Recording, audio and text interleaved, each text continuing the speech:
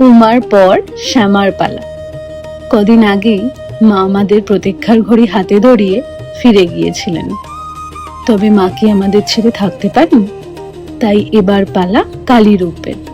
Hello everyone, welcome to receiver second. আজকে 12ই October, ঠিক এক সপ্তাহ পর কালী পুজো। আর এই সময় বড় মা কাকে না টেনে নিয়ে যায় তার কাছে। তাই চললাম বড় মার প্রিপারেশন দেখতে। চুচুড়া থেকে নতুন বড় ফেরিঘাট দিয়ে লঞ্চ পেরিয়ে পৌঁছালাম নৈহাটি।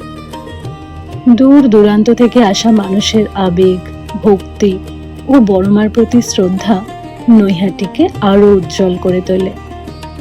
মায়ের মন্দিরে পুজো দিতে ও মাকে এক পলক দেখার জন্য দীর্ঘ লাইনে ঘন্টার পর ঘন্টা মানুষ অপেক্ষা করে। বাট সামনে তো কালী পুজো, তাই মা সেজে উঠছে বড় কালী রূপে।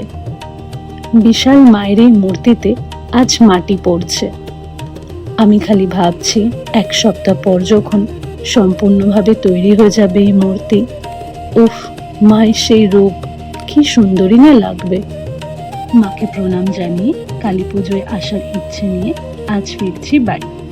বড় মাকে নিয়ে কিছু বলার সময় ভাবুক হয়ে যাওয়া বড্ড স্বাভাবিক, তাই বেশি কিছু বলবো না। একটাই কথা বলবো, ধর্ম হোক যার যার, বড় মা সবার। Stay tuned.